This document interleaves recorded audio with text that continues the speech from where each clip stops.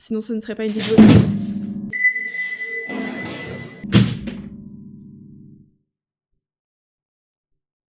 Oh non, ma pépette! Hello tout le monde, j'espère que vous allez bien. On se retrouve dans cette nouvelle vidéo où je vais vous parler de mon passé, mon lourd passé avec la création de contenu, donc tout mon parcours sur les réseaux sociaux. Comment j'ai fait pour en arriver là, aujourd'hui, où j'en suis. Comment ça se fait qu'aujourd'hui je peux vivre des réseaux sociaux. Évidemment, j'ai rapporté le thé latte, Ariès qui rompiche derrière pour que la vidéo se passe au mieux. Bon visionnage. L'histoire remonte donc en primaire. En primaire, oui. J'ai commencé mes premières vidéos YouTube quand j'étais en CM2, je crois. Évidemment, je ne montrais pas ma tête. Je montrais toujours les vidéos avant à mes parents pour qu'ils valident avant que je poste. Je ne sais pas si vous vous souvenez de la mode avec les bracelets élastiques. Vous savez, les petits trucs qu'on faisait là, les... Je sais plus comment... Est-ce que ça a un nom déjà même? Bref, c'était trop la mode. J'étais fan de ce truc. J'avais fait acheter toute la panoplie à ma mère. C'était la folie. Il se trouve que mon père avait un caméscope. Je me suis dit, vas-y Oriane, t'aimes trop faire des élastiques, tu veux faire des vidéos et t'as un caméscope, go! Je me souviens même, je crois qu'au début je filmais avec la webcam du PC de mon papy. Mais en tout cas, genre, trop mignon les premières vidéos. Oriane, future youtubeuse, Goal, qui lui dit qu'elle a dead ça. À part ça, j'ai pas fait grand chose en primaire, à part je kiffais prendre des photos. Si, je me souviens, j'avais une sorte de blog. Je sais plus comment ça s'appelle, mais je vous jure, si vous retrouvez le nom, vous êtes trop fort. C'était un truc où il y avait justement, c'était pour les enfants en fait. D'ailleurs quand j'y repense c'est un peu bizarre. Et tu pouvais écrire des articles, tu pouvais faire des tutos, des machins. Et je me souviens que j'en faisais quand même pas mal. Et tu peux avoir des abonnés, des... Voilà. C'était un petit peu ma première era influenceuse au final. Je crois que j'étais pas beaucoup suivie mais j'aimais trop faire ça. Voilà pour les premiers steps dans la création de contenu, c'était pas non plus fou, mais j'étais en primaire. Maintenant je vais vous parler du collège. Là il va y avoir du croustillant. Alors, je n'ai plus le compte, je n'ai plus les photos, mais Ariès se fait la malle. Elle a entendu sa gamelle tourner. Vous n'aurez pas Ariès pendant la phase collège. Elle s'en va.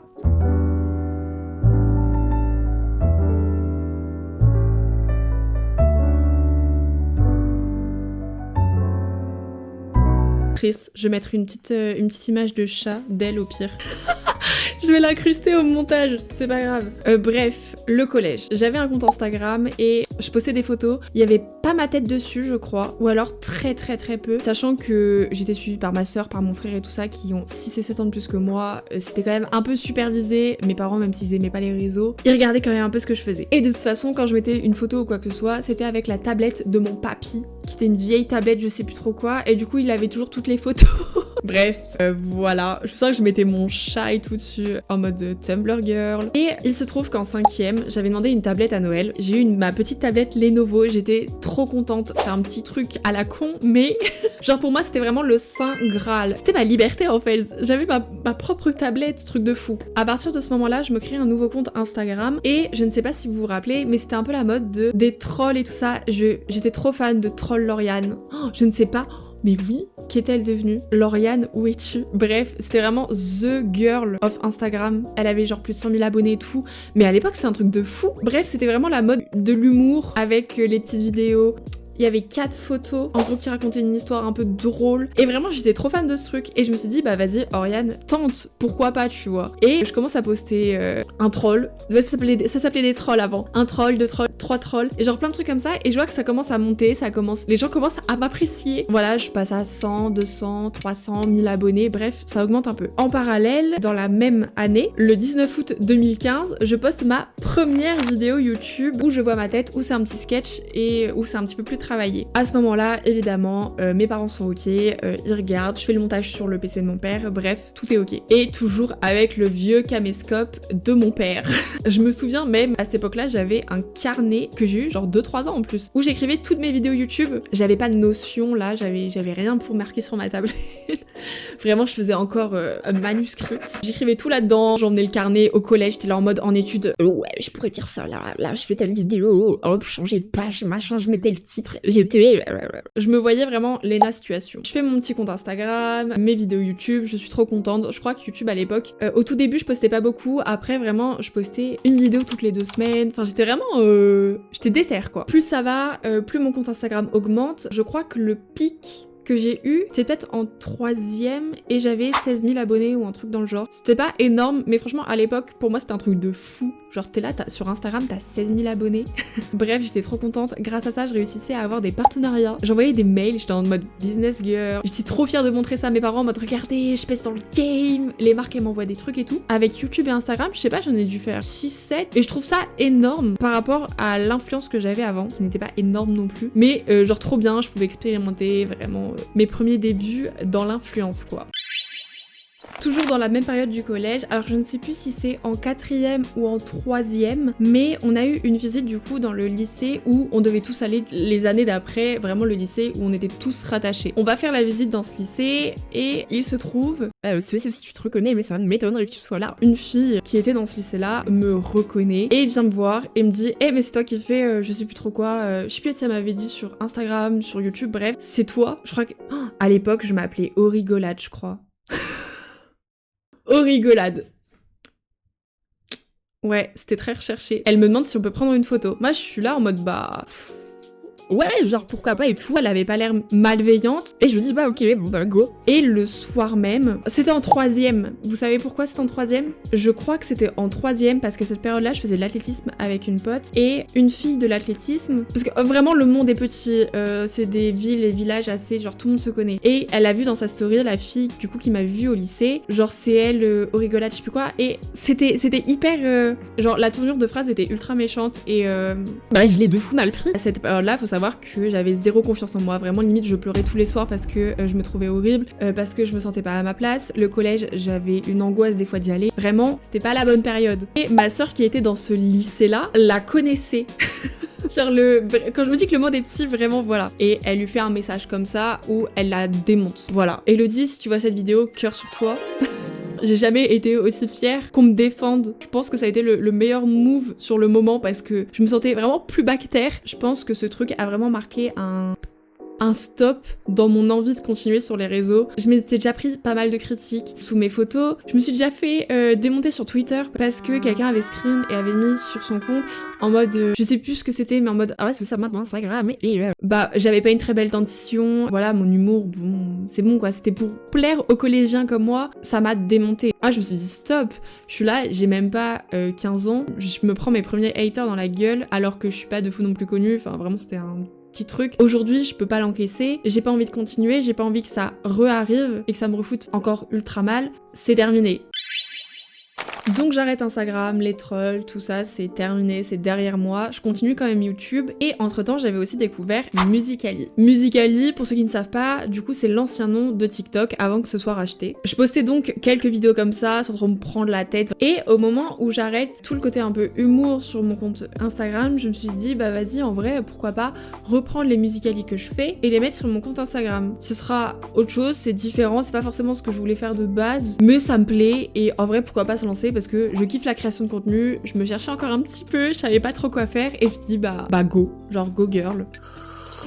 C'est donc le 10 juillet 2016 que je poste mon premier Musical.ly sur mon compte Instagram, sauf que je vois que ça marche moins bien. Évidemment ça me fout un petit coup parce que je me dis tout ce que j'aimais faire avant je peux plus le faire parce que sinon je me fais trash talk de fou et la nouvelle chose que je fais ça plaît moins et du coup évidemment je suis là, je suis au collège, je vis ma meilleure vie avec mon compte. Genre je voyais que ça plaisait aux personnes, il y avait 100 j'aime en 1 minute, toujours beaucoup d'interactions, j'essayais de faire tout le temps des stories pour parler et tout ça, vraiment je kiffais en fait l'échange que j'avais avec cette communauté là et évidemment quand j'ai fait autre chose l'échange n'était plus le même. Je continue ce côté là des vidéos Musical.ly sur Instagram et je commence à poster des photos un petit peu Tumblr. Vous voyez les photos en mode stylé, swag, le petit fond, t'as la petite bouteille et t'as un fond blanc derrière. Je vous mets les photos.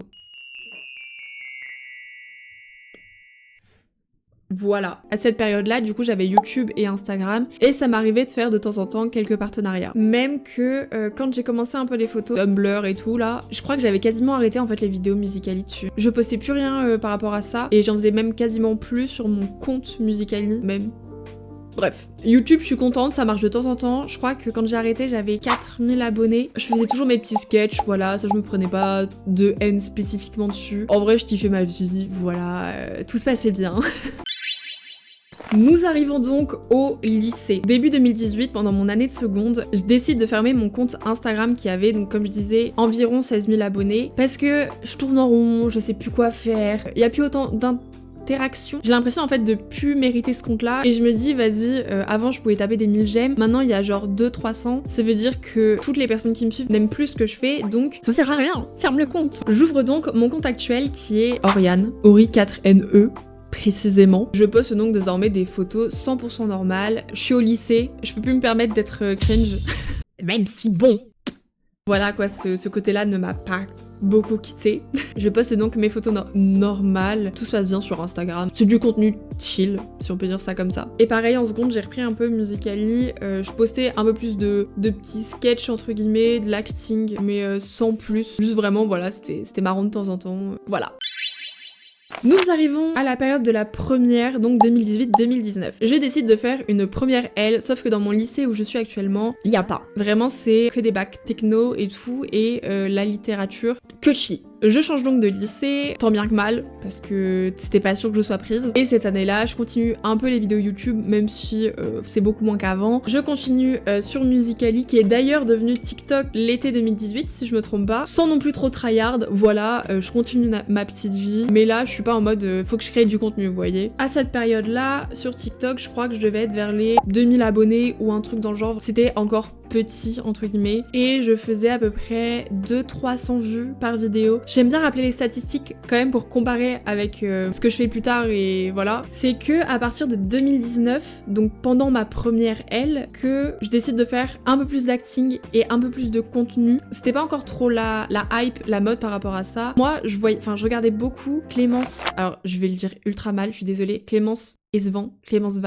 Je ne sais pas comment on dit, mais il y avait beaucoup d'acting sur TikTok. Moi, ça me plaisait bien. Je me suis dit, vas-y, je vais en faire un peu. L'année d'avant, j'avais fait du théâtre.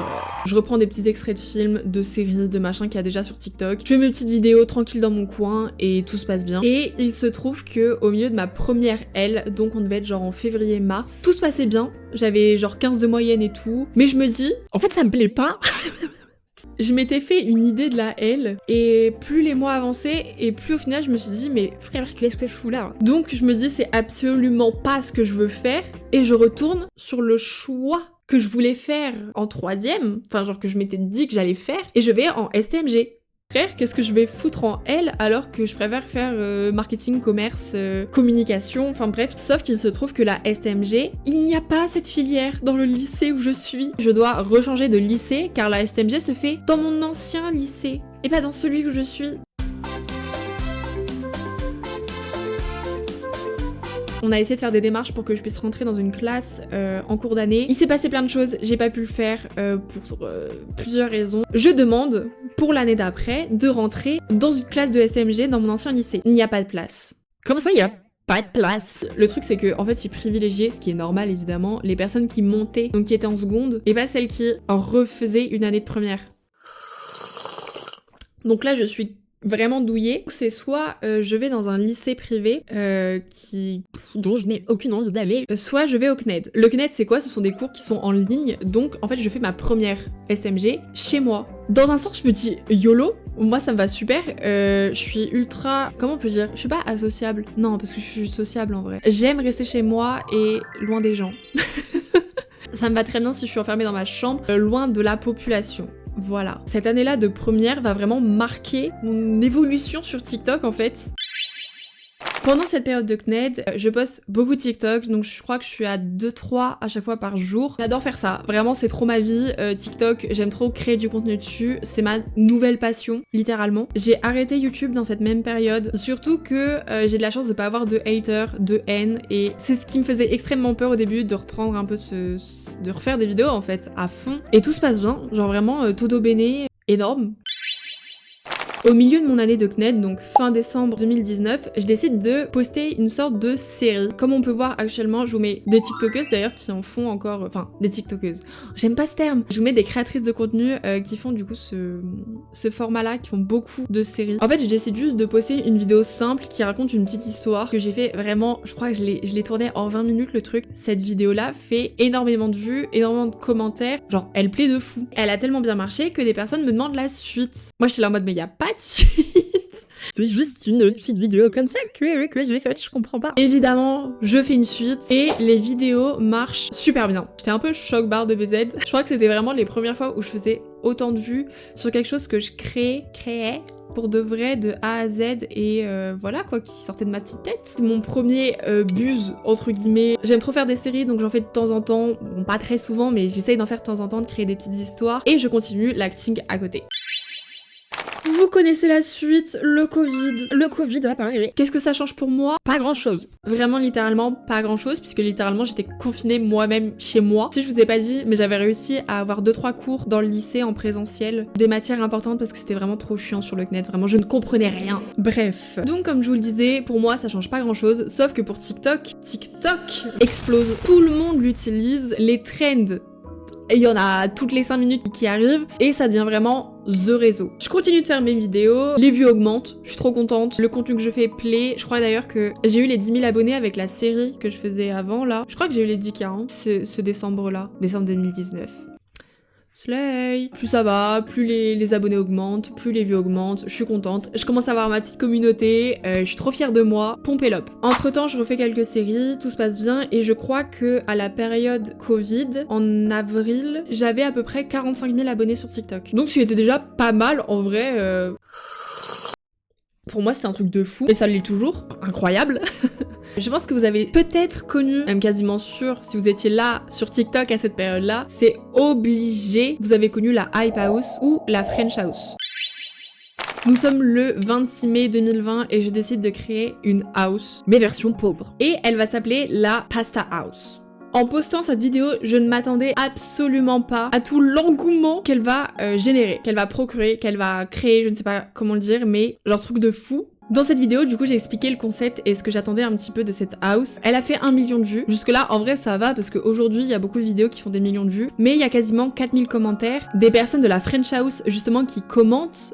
Des influenceurs que je kiffe qui commentent. J'étais refaite de savoir que mon idée plaisait. Et il y a beaucoup de personnes qui disent, bah, moi, je veux en faire partie. Je me suis dit, Oriane, c'est maintenant ou jamais. Quelques jours plus tard, je refais une vidéo qui explique comment faire partie de cette Pasta House, du coup. Je reçois des centaines et des centaines de DM sur Instagram. Il y avait 400, je crois, vidéos de participation qu'il a fallu que je regarde et que j'étudie et que je note, savoir si je prenais cette personne ou pas. En vrai, C'était chaud en vrai, parce qu'il y avait tellement de personnes incroyables. qui ont fait des trucs de présentation que c'était trop compliqué. Surtout que, faut savoir que à l'époque, j'avais énormément de mal à dire non et à dire les termes. Moi, qui je suis pour dire si toi ou toi tu peux pas faire partie du projet. Bon, après, j'étais celle qui avait créé le truc, mais bon, voilà, c'était pas non plus nouveau une house, mais bref. Je me sentais pas non plus 100% légitime, vous voyez.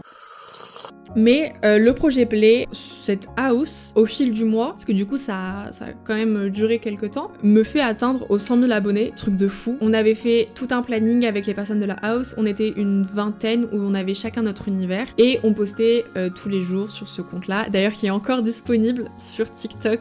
N'allez pas voir. C'était vraiment trop bien, on avait pu se voir sur Paris, j'ai pu faire un anniversaire à Nantes avec une des personnes de la house. Je parle encore avec certaines personnes. Si oui, on fait encore du valo ensemble. Vraiment, genre que des bonnes rencontres. Et il faut sachez que grâce à cette house, j'ai fait ma première photo abonnée. Est-ce que vous vous rendez compte? J'étais au D4 avec ma mère. On était là pour des tenues pour le basket. Il y a une fille qui vient qui me dit « Ouais, il y a ma pote et tout ça. Elle voulait savoir si c'est toi qui avais fait la pasta house. » J'étais avec ma mère, j'étais en mode « Ouais, c'est bon. » En plus, je me souviens, je sortais du taf parce que en terminale, je travaillais un peu. J'étais dégueulasse et tout. J'ai fait mon pire sourire. Et voilà. J'ai encore la photo. Je vais essayer de vous la retrouver, mais... Mais j'ai des refaites. J'ai fait ma première photo. Et je me souviens, il y avait une vendeuse qui nous conseillait pour des trucs. Elle était là en mode... Votre fille, elle est connue. Genre hyper drôle. Elle avait noté mon nom, je crois, pour le donner à sa fille. C'était marrant.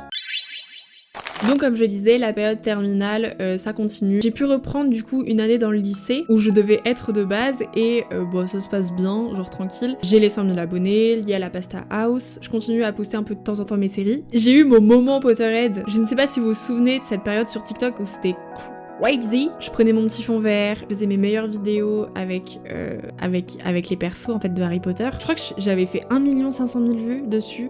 Bref, j'étais trop contente. Cependant, j'ai des périodes un peu plus creuses parce que, comme vous le savez, je postais 2-3 vidéos par jour sur TikTok. Et là, je ne peux plus. Je vais au lycée toute la journée. C'est pas comme le CNED où je pouvais passer 2-3 heures sur les cours et aller faire des vidéos. C'est un peu plus compliqué et en plus, la période post-house s'épuise un peu. Donc là, en fait, je retourne dans une période un peu creuse où ça me refait comme Instagram à l'époque au collège. Et je me dis, j'ai absolument pas envie de revivre ça. Mais j'ai pas envie non plus de mettre en avant les statistiques. C'est pas vraiment ça, c'est plus le côté interactif, enfin interaction avec les abonnés où je me retrouve plus quand il y a des commentaires, quand il y a des personnes qui donnent leurs avis de façon constructive évidemment, ou qui disent j'ai bien aimé ça, ou tu devrais faire ça, ou tu pourrais faire une histoire là-dessus. Et c'est vraiment ce côté-là, j'étais en train un peu de le perdre et ça me touchait quoi. Mais bon, je continue, j'ai des vidéos qui marchent de temps en temps. C'est pas non plus un big deal, mais ça se passe comme ça. C'est que en début 2021, où je commence à reposter pas mal de vidéos qui plaisent, où je commence à reprendre confiance en moi et en mon contenu, et je me dis ok, bon, je suis toujours légitime de ce compte-là et je continue tranquille et tout. Mais c'est aussi début 2021 que je commence les fameuses reprises Wankill du duo de Link et Terracid que vous connaissez tous. 99% je pense. Ça plaît de fou et ça me plaît aussi. Ma toute première reprise Wankill date du 15 janvier 2021 et comme certains le savent, il va s'en suivre une très longue série de ce type de vidéos. De 1, j'adore reprendre leurs sons, vraiment ils sont trop drôles, c'est hilarant. Genre j'aime trop mettre en scène en fait leurs sons. Et de 2, ça plaît à ma communauté, donc pourquoi arrêter si les deux se retrouvent en fait. Les mois passent, je fais toujours un peu de tout type de vidéos, je fais du Wankill en plus, enfin du playback Wankill, et je crois que j'atteins assez rapidement les 150 000 abonnés parce que je crois que justement à cette période-là, ça m'avait un peu réconcilié avec la création de contenu et j'étais vers les 2-3 vidéos par jour. Encore une fois. Sauf que plus ça va, plus j'augmente et évidemment Ça attire les haters. ce côté-là que je ne voulais pas retrouver mais qui était inévitable évidemment, voilà quoi, il est revenu. Sympa. Donc soit je me fais insulter, soit ça me dit clairement tu voles le contenu de Link et Terracid, arrête de faire tes vidéos, supprime ou tout ce genre de choses. Je me dis je vole personne, je les identifie, je reprends leurs sons, souvent ils sont déjà sur TikTok, enfin bref. Surtout que j'avais beau m'expliquer et donner des avis constructifs, enfin je me défendais quoi. La personne en face ne voulait pas comprendre. Donc je me suis dit Oriane, tu vas porter tes balls, donc c'était en février 2022 et tu vas envoyer un mail à Link et Terracid, à Damien et Thomas. Je leur demande du coup, est-ce que vous êtes d'accord? Est-ce que mon contenu vous va ou est-ce que vous voulez que j'arrête? Et s'ils m'avaient dit oui, c'est du vol de contenu et nous ça nous plaît pas du tout, évidemment que j'aurais arrêté ce type de contenu. Sauf que Damien me répond le lendemain, mais ultra bienveillant. En fait, je m'attendais pas à ça, pas qu'il soit pas bienveillant, mais qu'il me réponde ultra rapidement et que lui me réponde et que juste genre il a été super gentil quoi. Donc ils me disent que ils ont déjà vu mes vidéos, qu'il y avait aucun souci, que à chaque fois je les mentionnais dedans et que c'était ok quoi, genre tranquille. Je poste une vidéo sur TikTok pour dire stop, regardez, ils sont ok, laissez-moi tranquille. Ça met un petit stop en fait avec toute cette haine gratuite en fait autour de mes playbacks Wankill et autour de tout mon contenu en général. L'arc Wankill continue toujours et ça se passe toujours aussi bien. Je ne vous ai pas encore parlé de Twitch alors que c'est vraiment un des éléments les plus importants. Fin 2021, je décide de me lancer du coup sur Twitch. Malgré ma peur du direct et ma connexion internet vraiment très bancale avec mon petit boîtier 4G, voilà, c'était vraiment... Pour moi, c'était vraiment un nouveau step, un milieu que je connaissais pas du tout et c'était vraiment un nouveau challenge parce que j'ai toujours fait des photos, des vidéos et tout ça, mais un direct, il y avait la période Periscope et les trucs comme ça, mais là, c'est sur Twitch. Évidemment, c'était un nouveau lancement, une nouvelle audience, même si ma communauté venait au début de TikTok, c'était quand même de nouvelles personnes et un nouveau milieu vraiment que je ne connaissais pas du tout et ça me faisait extrêmement peur. Mais je me lance, je décide d'y aller malgré tout. Comme je disais, du coup, grâce à TikTok, je crois que on était à peu près une dizaine de viewers. Voilà, je faisais du Assassin's Creed, je sais plus quel autre jeu j'avais fait au tout début, mais franchement ça se passe bien. Après j'ai une bonne connexion internet qui arrive donc c'était mieux. J'avais le PC du coup de mon beau-frère. Si vous avez vu cette petite vidéo là, vous savez. Et plus ça va, plus il y a de nouvelles personnes, plus on est une trentaine je crois. Et pour le début franchement c'est énorme. À l'époque j'étais étudiante, je faisais du babysitting pour aller compléter mes fins de mois, même si j'étais pas non plus à plaindre, franchement j'étais pas la pire. Mais voilà, je voulais travailler un petit peu. Et grâce à Twitch, j'ai dit ciao le babysitting parce que bah ça me faisait un revenu en fait complémentaire à côté qui était très très bien. Comme je le dis encore une fois pour les débuts, je trouve ça énorme encore. Je crois qu'on tournait entre les 2 et 500 euros. J'ai eu tout. 2, 3, 4 et 500 euros sur tous les mois que j'ai fait. Encore une fois, je me sentais pas légitime, je comprenais pas pourquoi on venait me voir moi, je comprenais pas pourquoi il y avait autant de monde. Enfin bref, il y avait plein de trucs comme ça et je me dis bah en vrai si ça marche, tant mieux tu vois. Genre j'étais trop contente, j'ai eu ma meilleure vie en live. Je faisais des directs tous les soirs limite de 4 heures. Je vous jure, c'était vraiment devenu ma petite safe place et j'étais trop contente. En avril 2022, du coup, je romps avec mon ex-copain et ça marque un peu la fin de mes streams parce que du coup, il se passe plein de choses. Je dois déménager, j'ai plus trop la tête à streamer, vraiment. J'ai un peu une nouvelle vie, je pense qu'on peut dire ça comme ça. Et bah les streams, ça passe vraiment à côté. Malheureusement, même si j'adorais ça, j'ai dû le mettre de côté pendant une certaine période. Donc le temps passe, je finis ma 2e année d'études, je ne stream quasiment pas, j'ai dû en faire 3-4 grand max, je crois. Même si j'avais encore mon PC, mon petit chez moi et tout, genre juste j'avais plus trop envie. Mais du coup après mes études, je suis arrivée dans cet appartement là avec mon copain. J'ai recréé mon petit espace un petit peu tout mini, tout kiki pour streamer. En vrai c'est vraiment devenu mon petit coin de chill où je suis bien, où je suis à l'aise à faire mes directs. Et en fait c'est devenu ma pièce. Voilà. Désolée, j'ai accaparé cet espace. Et voilà. On arrive à la fin de cette vidéo et je vais maintenant vous faire un petit topo, un petit résumé, une conclusion de ce que j'en retiens en fait et de comment c'est aujourd'hui. Concernant TikTok, ça se passe toujours aussi bien qu'au début. Franchement, je suis toujours contente de faire des vidéos, ça reste vraiment ma passion, de faire des formats courts comme des formats longs en fait parce que je peux très bien sortir des vidéos de 10 secondes comme de 1, 3, même déjà 8 minutes, j'ai déjà fait. Même faire un film sur TikTok. J'essaye d'être fidèle à moi-même, c'est-à-dire de toujours rester authentique, de rester proche de ma communauté, vraiment.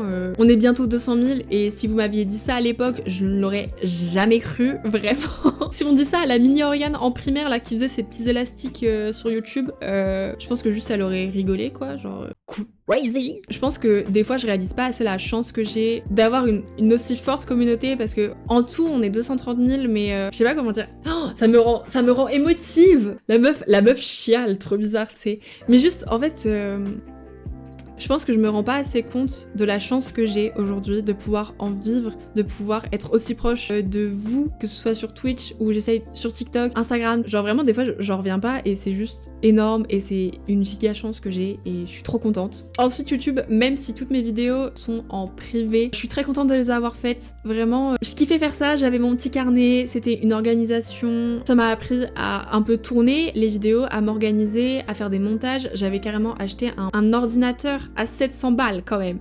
J'y ai mis beaucoup de mes économies et genre je suis trop contente d'avoir fait ça parce que ça prouve que c'était vraiment quelque chose que je kiffais faire. C'était toujours un plaisir de les montrer à ma famille, à mes amis. J'aimais trop. D'ailleurs depuis l'année dernière je crois, je poste tous mes TikTok du coup en réel sur Instagram et en short sur YouTube et ça m'a permis d'avoir une nouvelle communauté. Comme je disais sur YouTube quand j'avais arrêté j'avais 4000 personnes qui me suivaient et maintenant j'en ai presque 12 000 et ça c'est grâce justement aux personnes qui me suivent grâce à mes shorts. Même si maintenant je recommence un peu les vidéos format long parce que bah ça me manquait et que j'en avais envie et que j'avais besoin de vous parler. Donc ça c'est cool. Pareil sur Instagram, je crois que je suis passée de bah pareil en fait 4000 abonnés et là on est bientôt 20 000 et ça c'est vraiment cool de toucher un peu des personnes sur toutes les plateformes. Donc voilà, ma passion pour YouTube ne s'est pas arrêtée au lycée. Je suis de retour même si c'est... Attends, j'ai quel âge? Même si ça fait 5-6 ans que j'ai arrêté. Voilà, maintenant les réseaux c'est vraiment ma vie entre guillemets parce que c'est pas non plus ma vie mais j'en vis littéralement. Je passe toutes mes journées là-dessus. C'est un nouveau rythme parce que je kiffe faire ça et que c'est ma passion et je suis tellement reconnaissante en fait de pouvoir en vivre et de pouvoir faire ça toute la journée et de plus stresser pour aller à un travail où je suis payée une misère et je n'aime pas ce que je fais. Je me dis que je suis trop chanceuse de me lever le matin et de me dire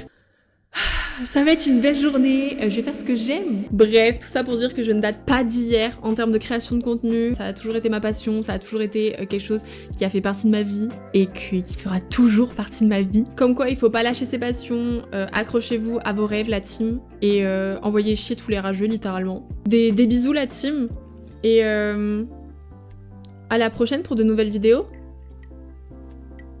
Gros cœur sur vous. Ciao.